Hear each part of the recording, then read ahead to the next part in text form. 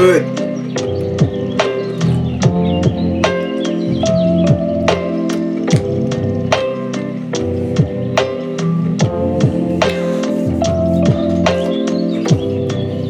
Hey everybody, what's good? It's Professor Khalil Amani, and this is Khalil Amani's World 100. We're back. I don't know why. I do not know why there's a false narrative being painted about me that I'm running.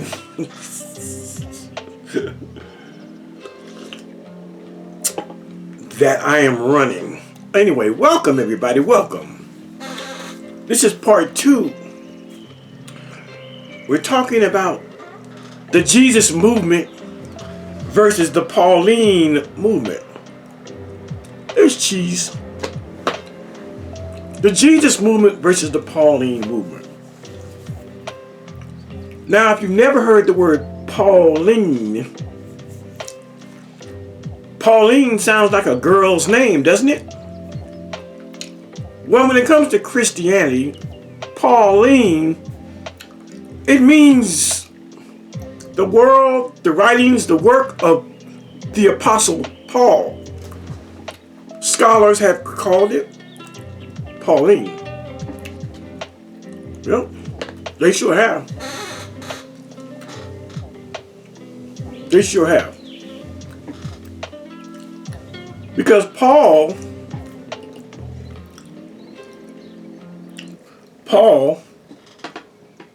most of the work in the New Testament is not Jesus, it is Paul. That's a fact. A fact that many don't find strange.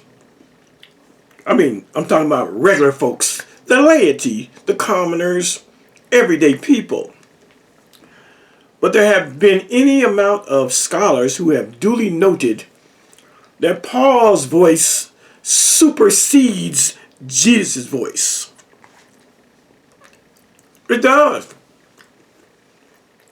Paul has more to say in the New Testament than Jesus.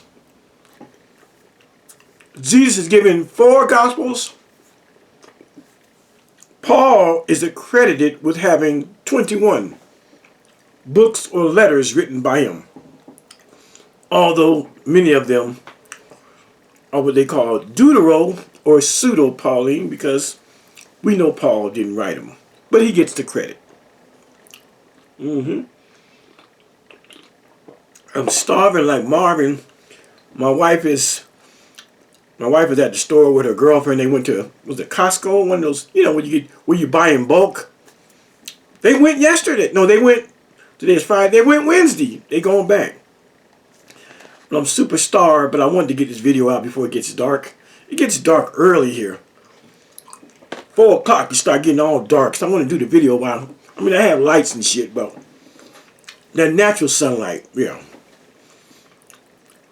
So I'm snacking on some cheese. I got one more to do. Now I'll be free, but I want to get this done. But this narrative that they have out there that I'm running, I'm afraid, just because I did the introduction and then I came back and talked about old struggle doctrines, terrible health care of his mother, he thought I was running. See, that's why people like struggle doctrine, this is why they don't advance in life. They don't advance in life because they think that a person can only do one thing at a time, can only talk about one subject at a time.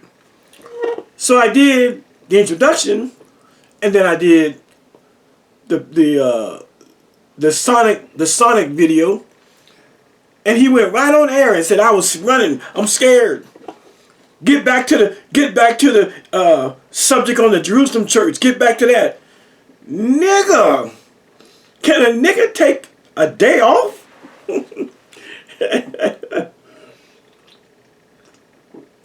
Look at it this way, people. Those of you who know me, have been following my channel, When have you ever known me to say I'm going to start a series and I do the introduction and then I run away? Have I ever done that?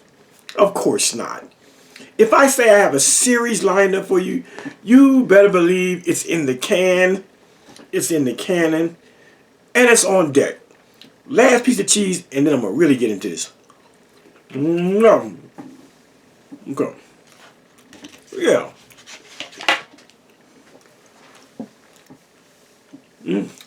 Cheese is so good. It's so good. I mean, old struggle doctrine, he got his heifer, you know, that chick over there. I said, I don't want no beef with her. Leave me alone. I'm not going to entertain you no more. She done a video on me this morning, stupid. I don't know. I watched like 2 seconds of it, and she ain't saying shit.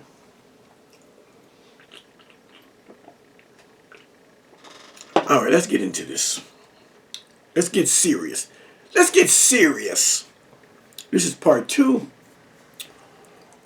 You see, a lot of people, you know, the regular folks, and I didn't know this either, as a Christian, even as a Hebrew Israelite, I had no clue that Paul was problematic, that Paul was a rebel rouser, and that Paul caused a lot of bullshit going.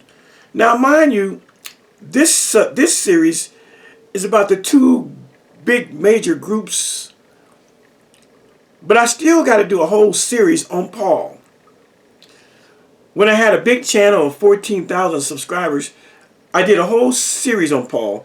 I think it was 18 parts. Each part was about an hour and a half long. That's how long my Paul series was. And we're going to get back to do that. But in this series, I want you to see and understand that it wasn't ring around the campfire, join the campfire girls, that it wasn't a kumbaya situation when Paul came into the knowledge and the belief in Jesus. And so what I'm going to start out by doing, I'm going to start with the scholars up front. People like Struggle Doctrine, Israel Doctrine, they got the Mickey Mouse Kumbaya version of first century Palestine and the movement and the events and all that. He doesn't understand words like Pauline. Oh, where's Pauline? Pauline ain't written in the Bible. That's the white folk, the European, they come up with the Pauline. They come up with a lot of stuff that you say. Eschatology, you know, preterist. You use a lot of words that scholars come up with, but the ones you don't like Pauline, you start asking questions. Where Pauline come from? Where Pauline come from? But then you'll say words like eschatology, parousia, ecclesia. You know, words that aren't in the Bible. We pick and choose which scholarly words we like to use.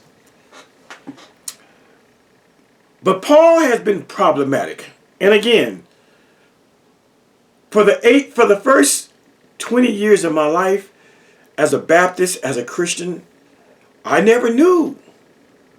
I never heard the scuttlebutt. I never heard the drama surrounding Paul. I thought Paul and Jesus was A-OK. I thought Paul was a chip off the old block. I thought Paul was preaching what Jesus taught. I didn't know Paul was problematic. And then at 20 years old, I became a Hebrew Israelite under Yahweh ben Yahweh. And for 5 years, being in that stupid cult, Not once did Yahweh ben Yahweh say that Paul was problematic.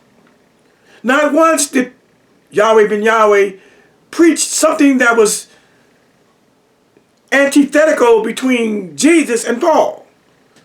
Not one time did Yahweh ben Yahweh make me aware that Paul was highly problematic. I say that for those of you who know that I was a Yahweh member, a Hebrew Israelite, and you think I'm spouting some shit from the Hebrew Israelites. No. As a matter of fact, most Hebrew Israelite camps embrace Paul. Most of them don't see nothing wrong with it. As a matter of fact, about 4 years ago, Captain Tazariak from ISUPK challenged me to a debate about the Apostle Paul. I said, no, respectfully, I don't want to debate you. And the reason I didn't debate Captain Tazariak is because he's far more skilled in the whole internet and putting shit and graphs and charts and all that shit on the screen. At that time I wasn't, and today I'm still not. That's why you see me grab my camera and bring it down and put it on a book and show you what the book says. I'm not going to debate Captain Tazariak, not because he knows more than me, but in that arena of debating on YouTube, he's more skilled than me. They have their PDFs, their PDF files. They got everything, share my screen. And when you share the screen, the scripture or whatever he's showing, it pops up. Real neat. I'm from a different generation. I mean, there are people my age on YouTube that have adapted to that. I haven't adapted to it because I'm a fucking reader. I'd have to take pictures of everything I want to show, put it in a goddamn PDF file, transfer it. It's too much. It's too much. I'm going to be the last of the dying breed of YouTubers that show the book, that show you the book on camera. And I'm not apologizing for it. But about 4 years ago, Captain Tazariak reached out to Sonetta and told Sonetta came and called me and said, Captain Tazariak wants to debate you on the Apostle Paul. Again, I said no, simply because I'm not skilled in all of that. Share your screen and put this stuff, and all my information are in real brick and mortar books. I don't have no PDFs, no file. I got the real fucking deal. It's too much work for me. So I realize that's one of the reasons why I backed away from the whole Sonetta debate thing, because those young people, they are more skilled with the whole PDF. Share your screens, share your files. I just don't do that. That's one reason. The other reason is I didn't come on YouTube to debate. I came on to be on my little simple channel and teach what I want to teach. And that's it.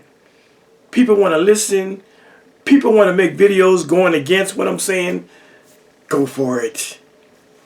But if you notice, other than Struggle Doctrine, and not even Struggle Doctrine makes videos that go against what I teach. Nobody does. You think that Captain Tazariak and all these other people that teach Bible, you think they're not aware of my presence? I just told you 4 years ago, Captain Tazariak tried to set up a debate with me. And I turned him down. Even though I got Israel Doctrine and his struggle nut queen still over there calling me out for a debate. I'm not doing it. Say what you want about my manhood. Say I'm afraid. Say I'm all of that. I'm just so confident in what I teach that I'd rather just teach it and share it and let mofos deconstruct it if they can. But again, There's not, I rarely get tagged. Ain't nobody tagging me about what I'm saying over here. Oh, but they are aware of me. They are aware of me. But again, as a Hebrew Israelite, I did not know that Paul was in direct opposition and conflict with the folks that were living in Jerusalem that sat at the very feet of Jesus. And today, nobody really teaches it. Struggle doctrine doesn't teach this stuff. I said, oh, Israel doctrine, he's just like the Hebrew Israelites. He's just like the whole Christian world when it comes to talking about the struggle and the rift and the gulf and the separation and the back and forth and the debate and the arguing and the polemics and the soliloquies and the colloquies and all the jargon that went on between Paul's Pauline movement, as the scholars call it, and the Jerusalem church, as the scholars call it. And so for the first, I'm going to say the first 28, I'm going to say the first 30 years of my life. I'm 64 today. Excuse me, I'm 65. Where did I get 64 from? Anyway, I'm 65 years old today. And for the first, I'm going to say, I can actually lock it down. I know exactly when I realized that Paul wasn't shit. For the first 34 years of my life, I thought Paul was okay. I thought he was Jim Dandy, a chip off the old Father Jesus' block. But around age 33, 34, as I began to read I started reading serious Bible scholarship and Bible commentary at about age 28. But by 32, 33, 34, my goodness, somewhere around 33, 34 is when I realized that a lot of scholars had a lot of issues with the Apostle Paul. I was like, wow, I was a Christian all my life to age 20. I was a Hebrew Israelite from 20 to 25, and I never knew that Paul was problematic. And if I didn't know it, and I'm really interested in this shit, I know that you probably don't know it. But did you know?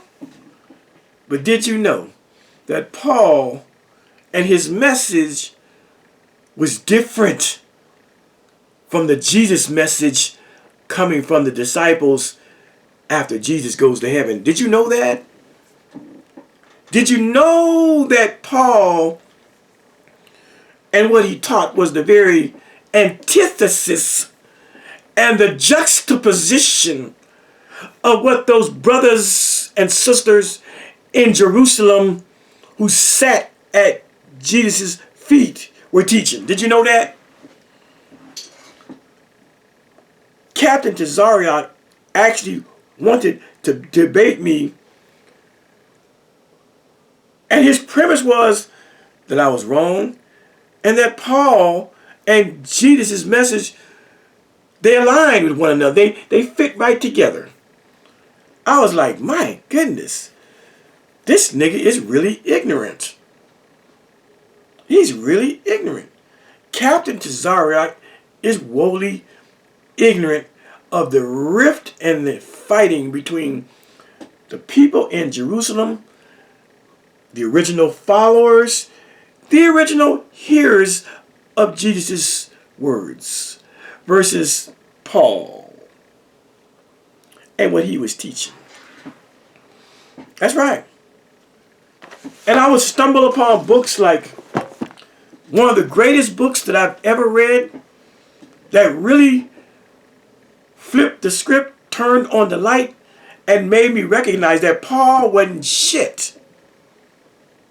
Was a book by the great scholar Hayam Maccabee. It's called The Myth Maker. Paul and the Invention of Christianity. My goodness. One of the most revelatory books I've ever read. When I finished reading this book, I felt so woefully and willfully ignorant.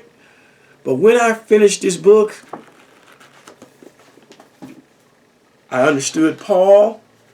See, I was going by Khalil Ashanti. So you know, I was about 34, 35 years old. But this is the book that made me actually hate Paul. A scholarly work that made me see that Paul wasn't shit. Yeah. And then when I went to college, I read another scholarly book by a Christian writer, Dave Wynham. Paul, follower of Jesus or founder of Christianity? Paul, follower of Jesus or founder of Christianity? Why would they be going at Paul like this? This is a whole Christian scholar. Now, this particular book, this guy here is a Christian apologist. And in fact, indeed, the overall book tries to align Paul's writings and his teachings with Jesus. He's a Christian apologist. But when you open the book up in the beginning, you realize that he's aware. He's aware that a lot of motherfuckers is looking at Paul with the mean side eye. But what the aim of the book is by this Christian scholar, it is to smooth over and sanitize and harmonize and make Jesus and Paul monolithic and monolinear. I read through it. I said, oh, this nigga, he faking the funk. He's got an agenda. But he had to come out and address it. And he has to acknowledge that there's a question about Paul. Was he a real follower of Jesus? Or was he the founder of Christianity?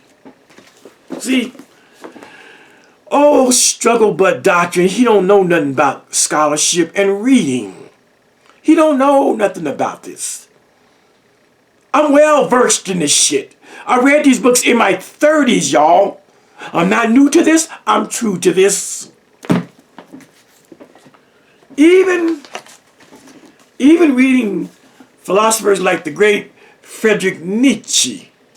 Boy, does Nietzsche have something terrible and negative to say about the Apostle Paul. I'm going to let you see all this stuff. Nietzsche, the great philosopher Nietzsche, he puts foot in Paul's ass. He puts foot in Paul's ass. But there are any number of books you can find that take Paul to task. But this series is about Paul, but the bigger picture, this series is about that rift between the two.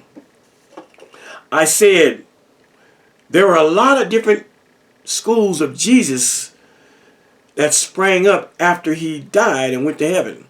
A lot of them. Gugobs of them. All of them vying for the minds and hearts of the people. But I'm a Jerusalem church scholar because it was the Jerusalem church that knew Jesus personally and directly. How they say, get it from the horse's mouth. Why would I convert to Christianity through the lens of the Apostle Paul, who never knew the physical, earthly, historical, fleshy Jesus? Why would I listen to him when I can go to Jerusalem and sit at the feet of the students of that man? Why would I? Why would you? Why would Paul's word be more important than the Jerusalem church? I know. Some of you didn't know or never heard of the Jerusalem church. You just didn't know. That's because the Apostle Paul, he dictates the New Testament action. That's because the Apostle Paul has more to say in the New Testament than James, who was the leader of the Jerusalem church, and Peter and John and Mary Magdalene and everybody else that knew the man Jesus. Their voices are silenced in the New Testament. Most of what you think you know about Jesus right now is from the words and mouth of Paul. Most of what you think you know about Christianity is Pauline Christianity that you have in your noggin. It's Pauline Christianity that became Romanized Christianity. For the Roman Church, i.e., the Holy Roman Empire, i.e., the Holy See, i.e., the Catholic Church, i.e., the Universal Church. They would draw heavily, 99%, on the words and writings and letters and books of the Apostle Paul. Facts upon facts. And what you know about Jesus and what you know about Christ and what you know about Christianity is through the Pauline writings, through the Roman Catholic Church, and the original hearers, the people that knew him personally. Their voices have been silenced. That's why you have to read some of the works of the Gnostics. It is the Gnostics who were every bit Christians in their own right. Don't you let people tell you that the Gnostics were not Christians. Oh, yes, they were. Bona fide through and through Christians. But because their message and their teaching did not line up, because their message did not get lockstep in tune with the message of the Romans and Roman Catholicism of the first 4 centuries, the Gnostics too, also their writings were suppressed and their movements were suppressed and tread underfoot. This is the history of Christianity. And so that's why I don't go for this is the canon, these are the official books that you must read, and you're going to tell me I can't read Apocrypha. I can't read pseudepigrapha. I can't read Gnostic texts. That's what the officials, those who won the war for the minds of Christianity, have told you. And so you got niggas like Struggle Doctrine that boldly say, I'm a King James only man. If it ain't King James, it don't matter. Israel Doctrine is a sycophant of the Catholic Church's canonization of the Bible. That's all he is. That's all he is. And that's all you are if you are a King James only reader. But to understand how first century Christianity was moving along, you got to read the Gospel of Mary, the Gospel of Peter, the secret Gospel of Mark, the Evangelium Protonoa, the secret Gospel of James, the Gospel of Philip, the Gospel of Thomas. They give you a better insight on the thinking of Christians because there was a variety of shit going on. And so now let me stop talking And I'm going to read a few excerpts from a few scholars just to show you that there was a rift, there was a gulf, there was a bridge, there was a division, there was a dividing between the two biggest factions of Jesus believers. Those of Jerusalem who knew Jesus personally, and those of Paul who preached a different gospel to a different people.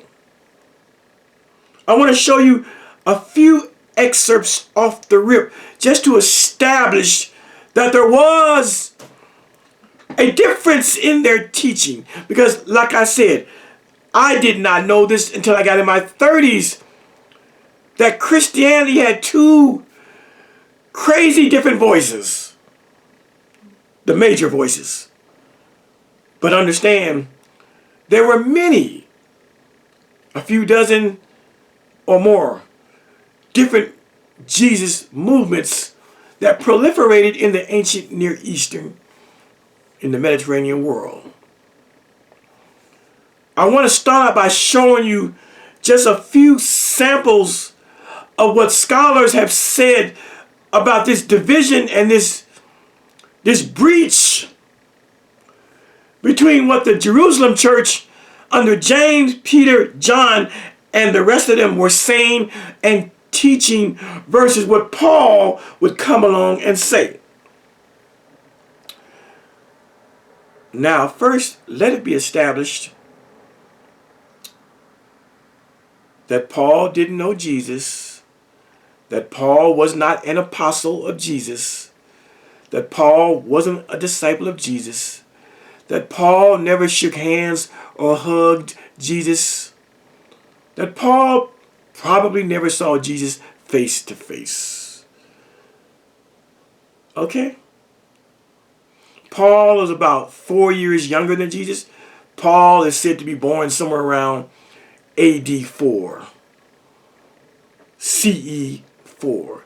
Jesus is said to have been born between 6 BC and 4 BC. So Jesus is probably closer to 8 to 10 years older than the Apostle Paul. But we hear Paul every Sunday in church.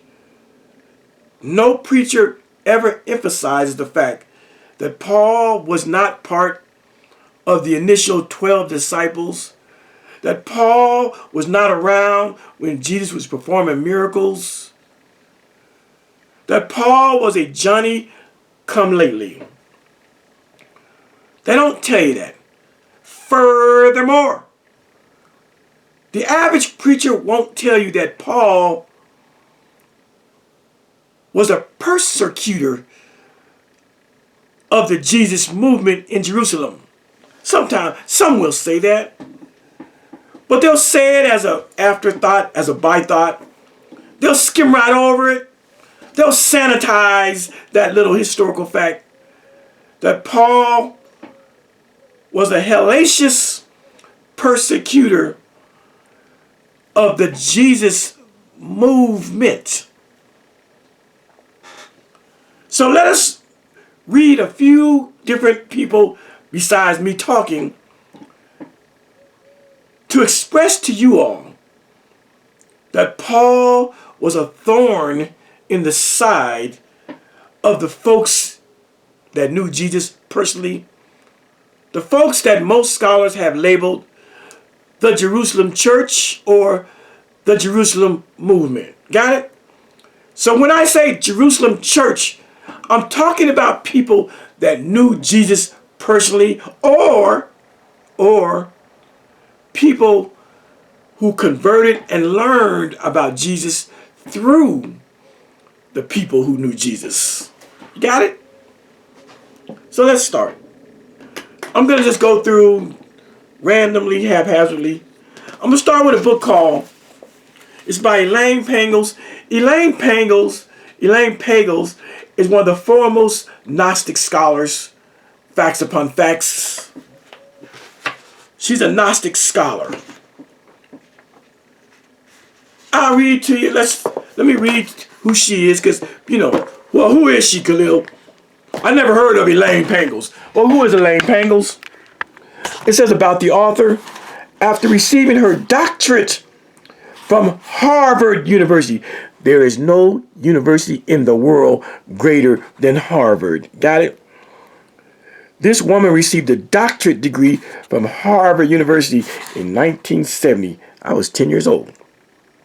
Elaine Pagels taught at Barnard College, where she chaired the Department of Religion at Columbia University. She is currently Harrington Spear Payne Professor of Religion at Princeton. Princeton University is top 4 greatest universities on the planet Earth. Harvard, Princeton, Brown, Yale. Those are the big, great universities that are unfuckwittable. So she got a doctorate from Harvard. She's currently a professor of religion at Princeton University. Professor Pangos has participated with other scholars in editing several texts from the Nag Hammadi, blah, blah, blah, going on down there. Okay, this is her book. I just want you to know who you listening to. Now, what does she say? Uh-oh. I gotta find it, but I think I had it marked, and did it fall out? Did it fall out?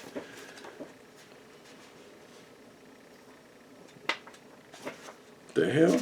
Let me find it. I had it. The paper came out somewhere. But I just want you to hear a few things. And what what they have to say about Paul. Okay, let's see. Just a couple things, just little itty bitty things.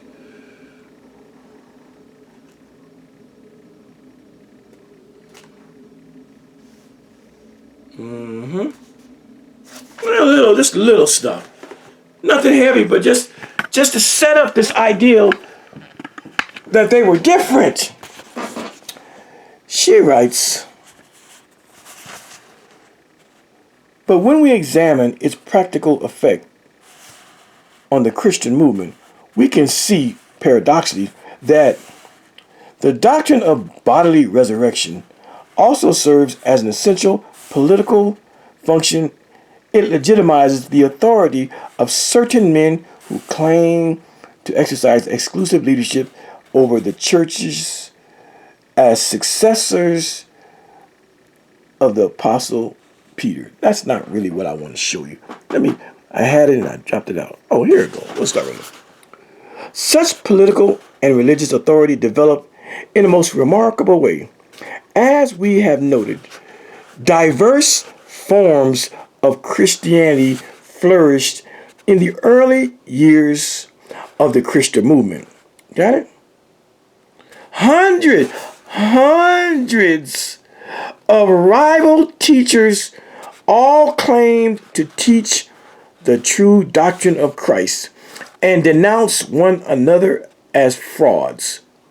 Christian churches scattered from Asia Minor to Greece, Jerusalem, and Rome split into factions, arguing over church leadership.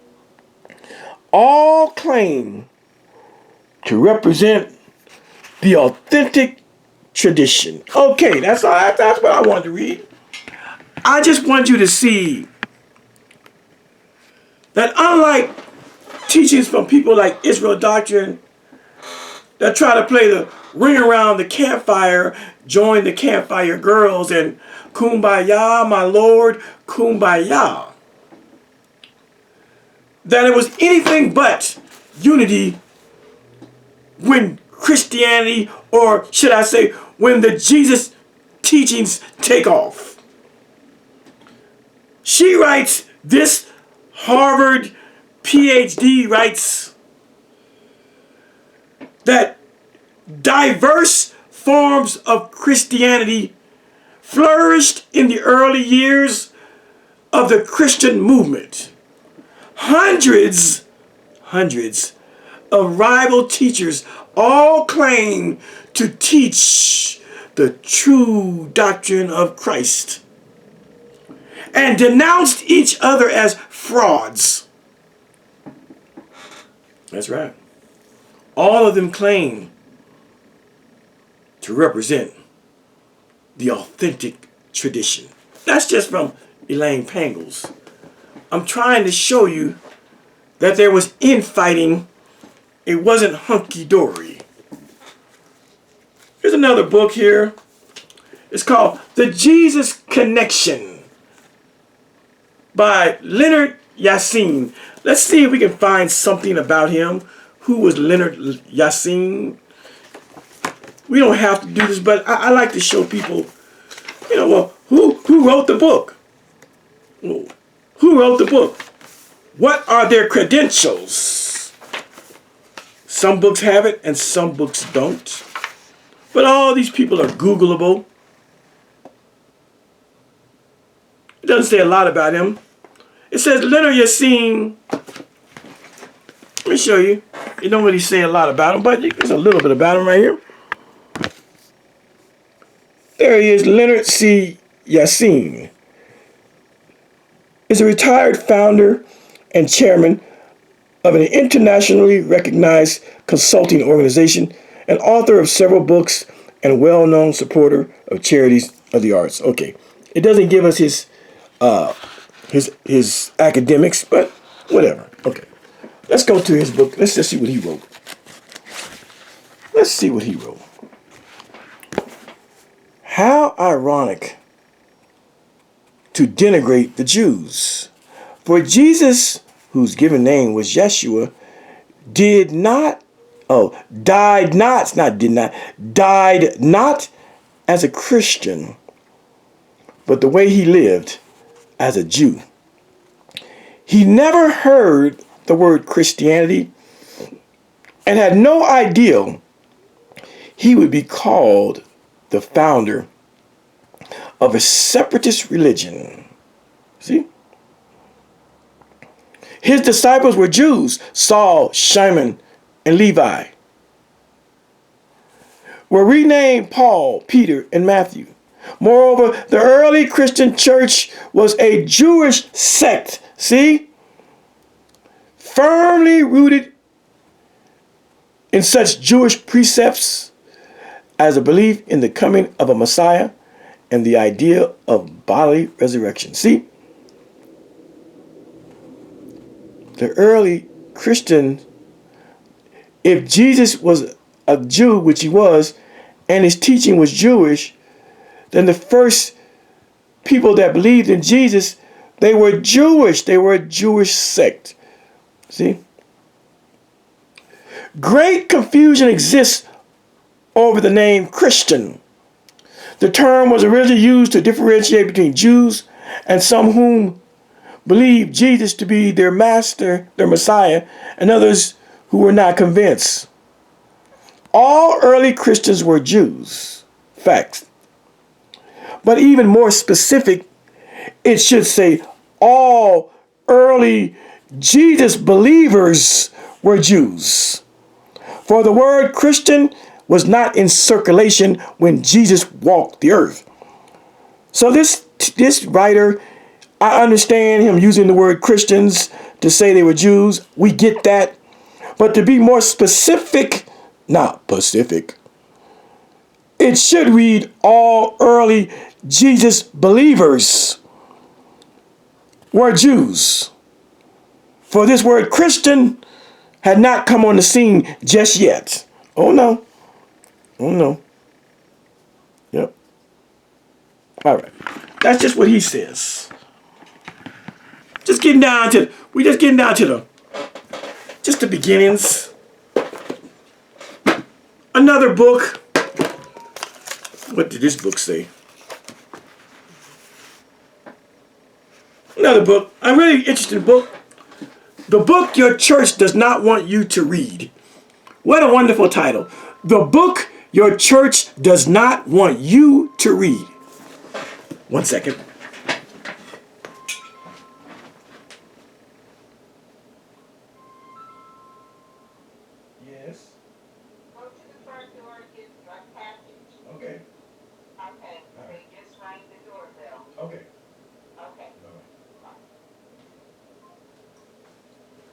Be right back.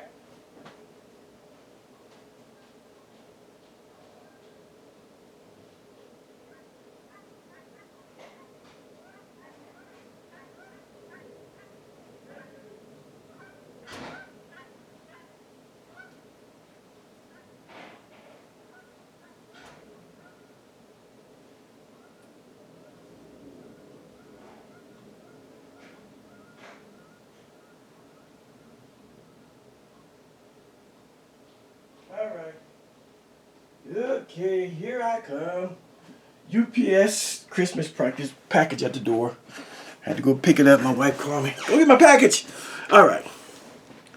So this book right here, the book your church does not want you to read. Well, let's see what they talking about. We're just setting up this idea that there was a lot of problems between Paul and the people in Jerusalem.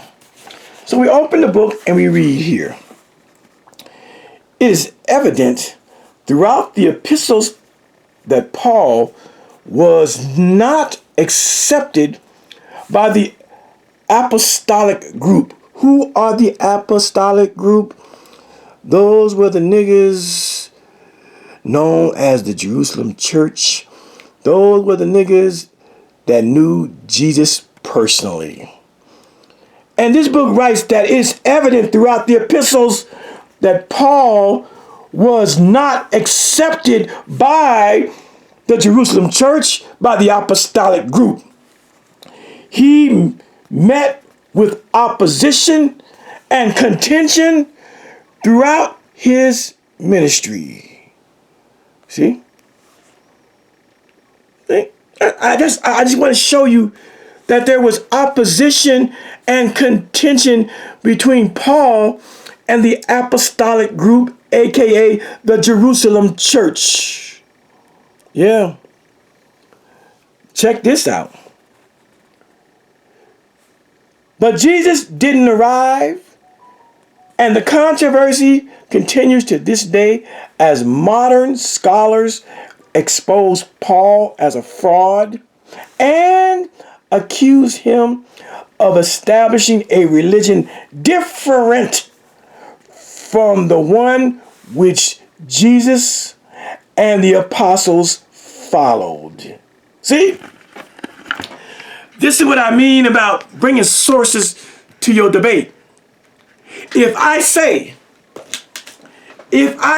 out of these mouths, from these buck teeth, from this old man with missing teeth, if I say that that Paul and the apostles in Jerusalem had beef, that there was a schism, that they did not teach the same thing, this is where Khalil Amani must bring a book like this and read to the audience somebody else who says the same thing.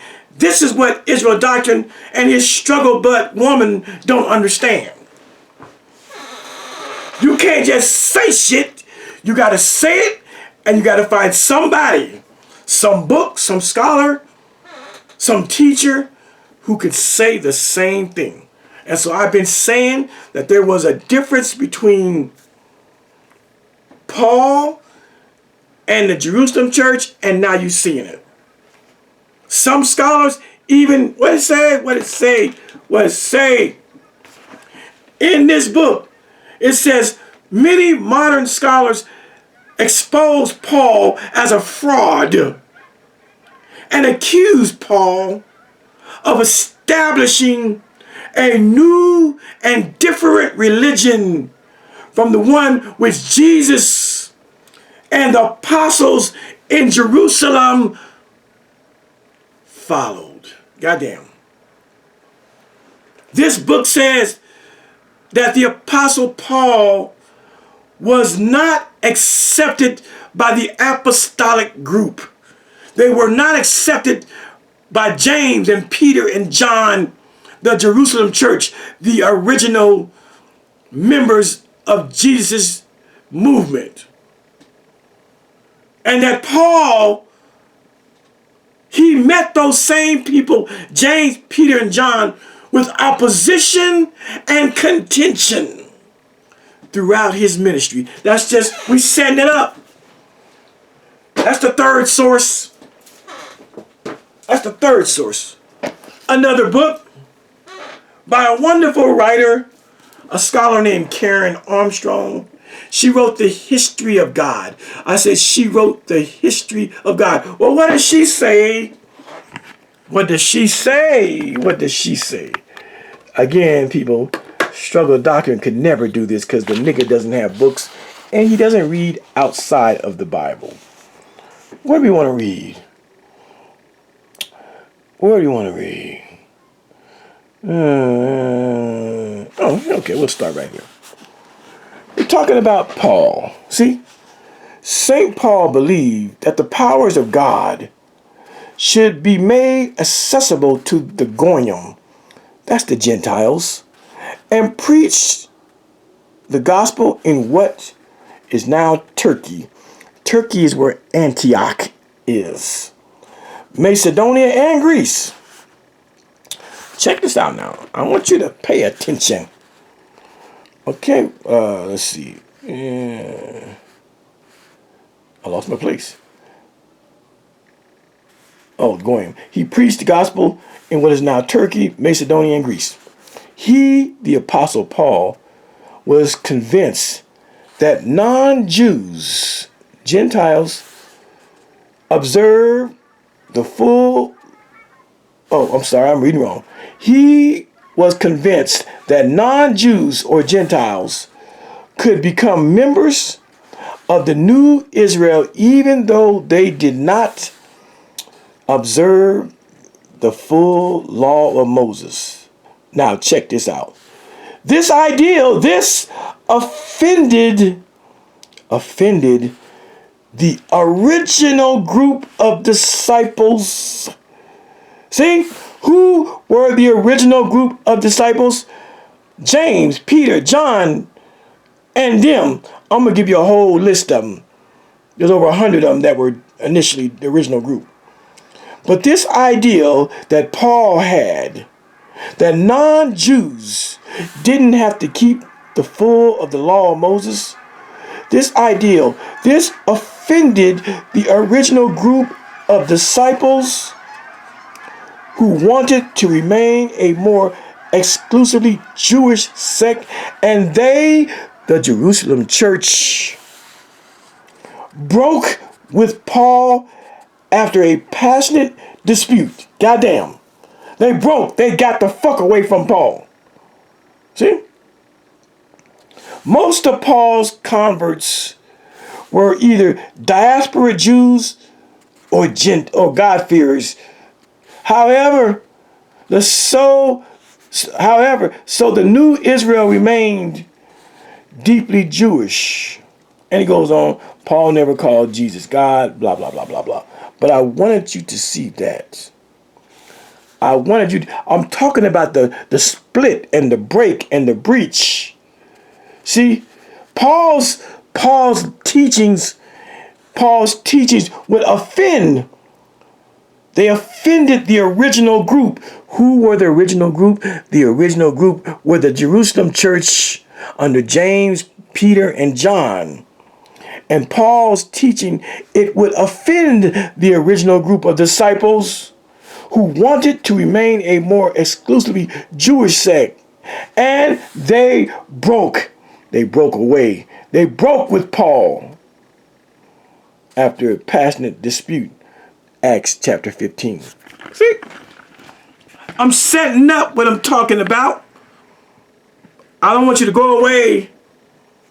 I don't want you to go away thinking that my premise is some shit I made up. That's the fourth source. Another book, Who Wrote the New Testament? By Burton L. Mack. And I can tell you, he is a John Wesley professor of the New Testament. PhD. Well, what did he say about this split between Paul and the Jerusalem church? What did he say? What did he say?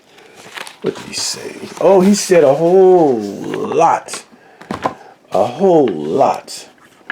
Where do I even want to start? Let's start up here. We now know that there were many different responses to the teachings of Jesus. See?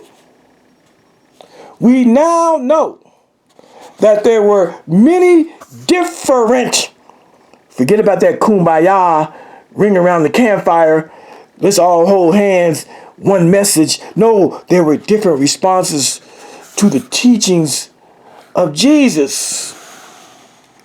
Groups formed around them, but then went their different ways depending on their mix of peoples, social histories, and discussions about the teachings of Jesus and how they were to be interpreted and applied. See? Some were of the type we call Jesus movements.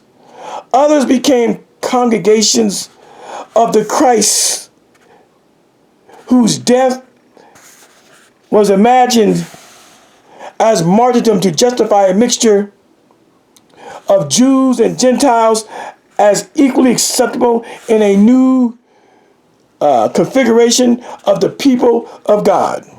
See? Still others developed into enclaves for the cultivation of spiritual enlightenment or the knowledge gnosis Jesus had taught. Each of these branches of the Jesus movements, including many permutations of each type, imagine Jesus differently. See? Everybody didn't look at Jesus like Paul looks at Jesus. So, yeah. And they all competed with one another in their claims to be the true followers of Jesus. Got it? Many of these groups had their own gospels. Got it? Yeah. Yeah. These New Testament texts were collected in the interest of a particular form of Christian congregation that emerged only by degrees. There's lots of good stuff. See? It is also the case that, with the exception of 7 letters of Paul and the revelation to an otherwise unknown John, the writings selected for the inclusion in the New Testament were not written by those whose names are attached to them. That's going off, but I want you to see that. I want you to see that. Yeah, lots of good stuff. Lots of good stuff.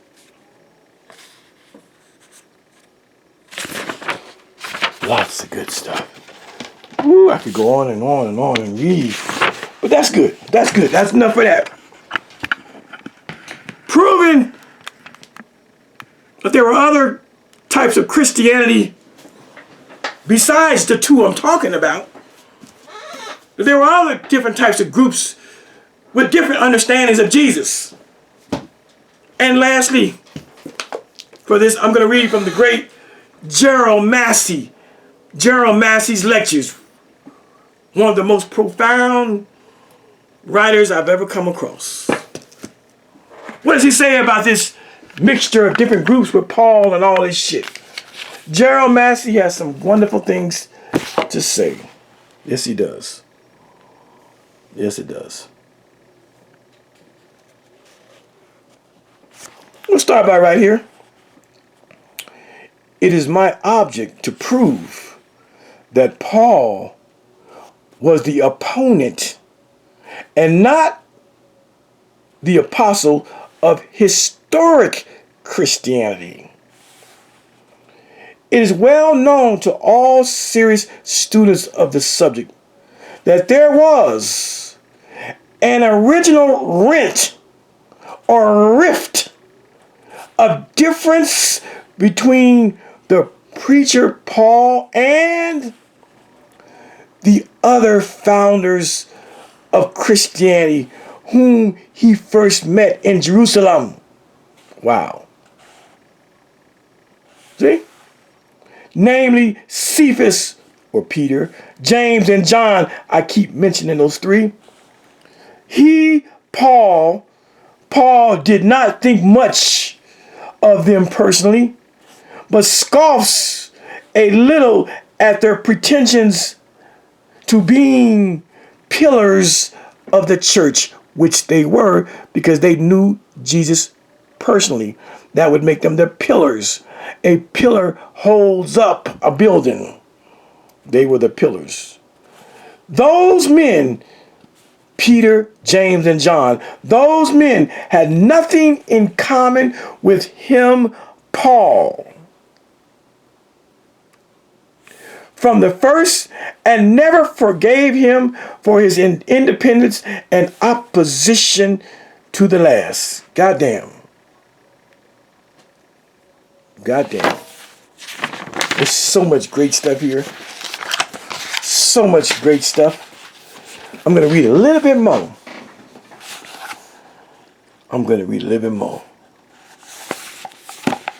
Right here. We know that Paul and the other apostles did not preach the same gospel. Goddamn. We know that Paul and the other apostles did not preach the same gospel. See? My thesis is that Paul was a supporter of the system known as historical Christianity, which was founded on a belief in the Christ chronologized. It goes on. It gets deep. It gets deep. It gets deep. But that he, Paul, was its, talking about the founder, going against the founding, its unceasing and deadly opponent during his lifetime. And that after his death, his writings were tampered with, interpolated, and re-indoctrinated by his enemies, the forgers and falsifiers who first began to weave the web, what's that word? Oh, I can't see that. The something of the papacy is cut off. Yeah. It's a lot in here on Paul. He says, I'm gonna just see if I can just find some of the good stuff. Down here. It was impossible that Paul and Peter belonged to the other side, should draw or pull together. The different groups of their faith were in the beginning from pole to pole apart. Goddamn. And it goes on. So much great stuff. Anyway, okay. Okay, so I've shown you 6 different sources that prove to you that there was a difference in what Paul was saying versus what the early Jerusalem church was saying. Let me show you something else. Let me show you something else. In this book right here, in this same book I talked about earlier, Paul, follower of Jesus or founder of Christianity, written by a real live Christian apologist, he says some things that are kind of interesting too. He makes some concessions. Just showing you the difference. Old struggle doctrine, he don't fuck with the scholars, y'all. Rudolf Bultmann, a great Christian scholar, can say, Jesus' teaching is, to all intents and purposes, irrelevant for Paul. Ouch. Just little things. Little things. See? 2 gospels or 1? See, remember, this book here is a nigga that's trying to make they're trying to smooth together what Paul was saying and what what the early church was saying. Yeah. The question of Paul's knowledge and use of the stories and sayings of Jesus is not the only ingredient in discussion of Paul's relationship to Jesus. There is also the question of the message of the two men, Paul and Jesus. It is taken for granted by many Christians and Hebrew Israelites that Jesus and Paul preach essentially the same gospel. However, it does not take a very sharp mind. Evidently, there's a lot of people that don't have sharp minds. However, it does not take a very sharp mind to observe that there are, on the surface at least, quite significant differences between Jesus' teachings and Paul's teachings. See? Wow. Whether or not the provocative title founder of Christianity is used, many scholars would accept the general assessment of Paul that it represents.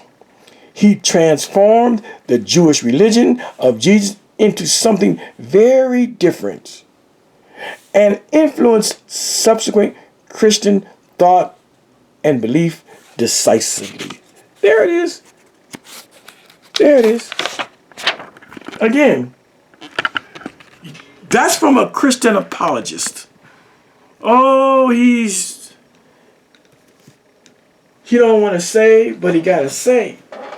Where are my shades at? He don't want to say, but he got to say.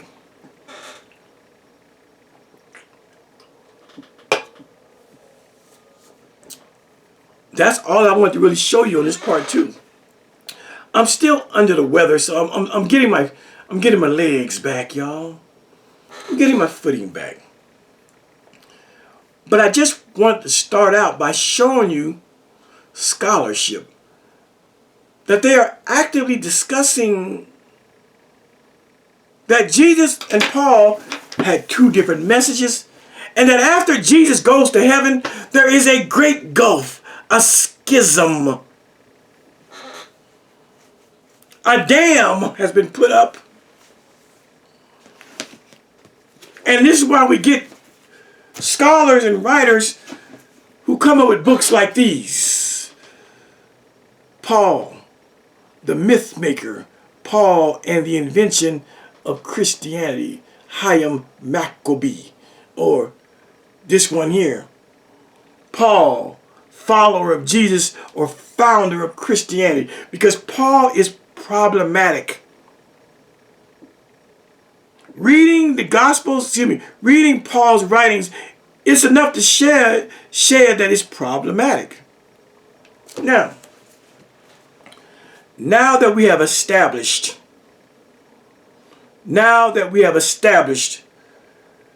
that scholars and great thinkers know and understand that what they were teaching in Jerusalem as the people, first-person narratives, people that sat at Jesus' feet, people that might have even heard Jesus fart a couple times. Those people versus a nigga that would come along later, Paul, and proclaim his ministry to some other people. This is what we got. We have read that the original listeners and followers of Jesus, there was contention and mad beef when they heard this nigga over here. Understand this, people, that when Paul comes into the movement, and we're going to read these scriptures in the next part. When Paul comes into the movement and proclaims the same Messiah or Savior as these people do not believe him.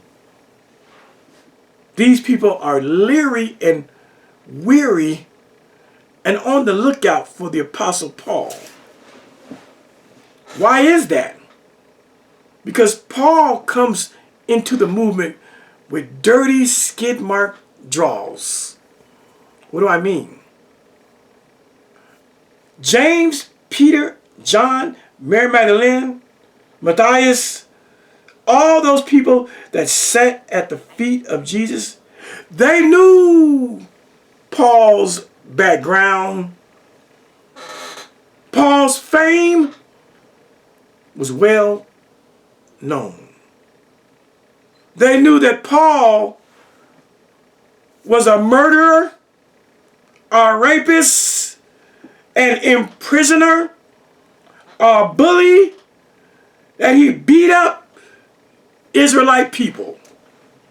Now he's trying to claim that he believes in their Savior. For all we know, the original followers of Jesus, James,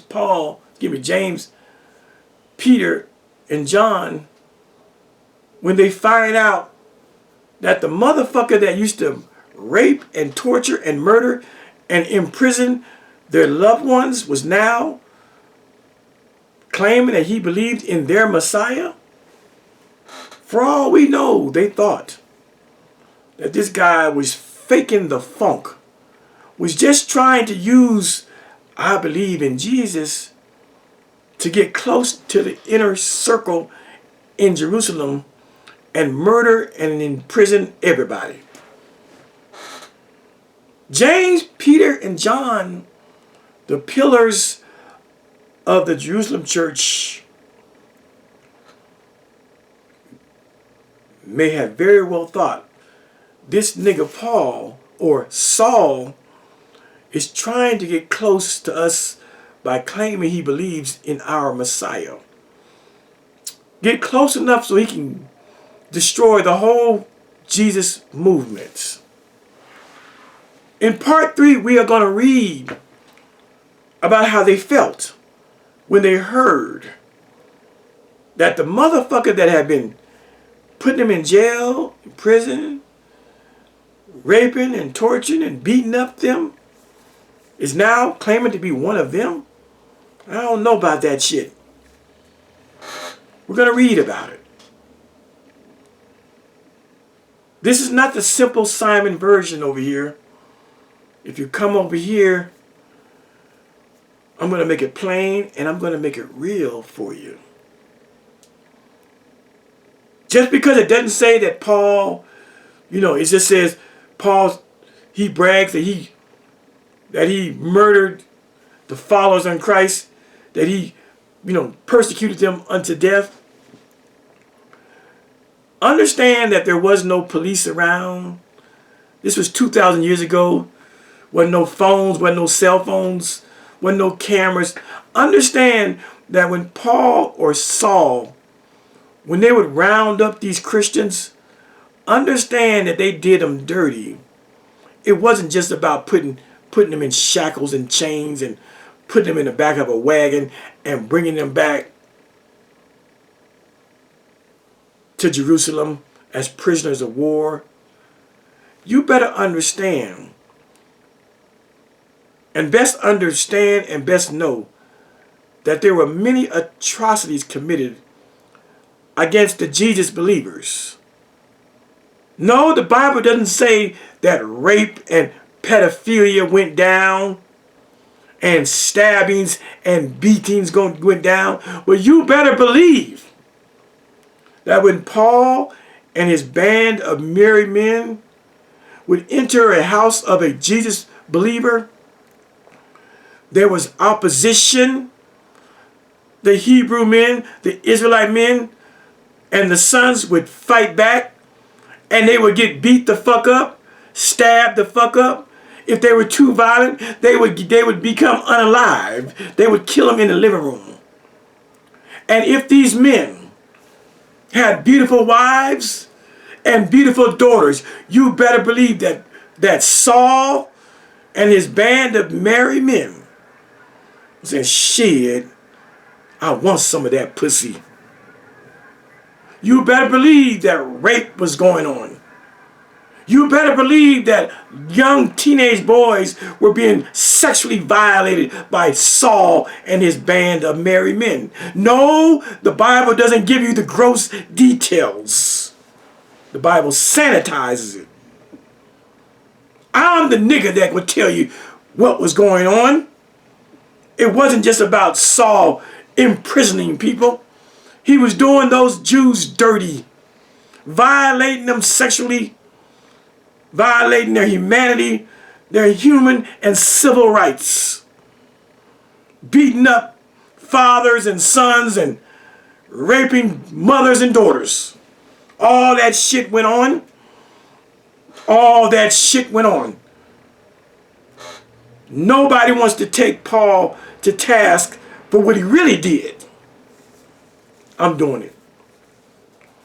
And so as I close out this particular part, we have established that Paul stood in opposition to the original people of Jesus. We've done it with the scholars. I'm going to do it with the Bible. Yes, I am going to open the Bible and show you those rifts and those arguments and the contention between James, Peter, and John and Paul. I'm going to show it. Just come back. Just come back. I'm a little sluggish because I'm under the weather. But don't think for 1 minute, if my next video is about something else, don't think I'm running from this subject. That's Struggle Doctrine's narrative. Because he's a one-trick pony and a one-track mind. I'm multitasking this YouTube thing. Don't think if my next video is on another subject that I've walked away from this subject. That's what they say. Because they can only operate and do one thing at a time. Sometimes I just don't want to talk about Bible stuff. Something else is on my mind. So I'll do a video.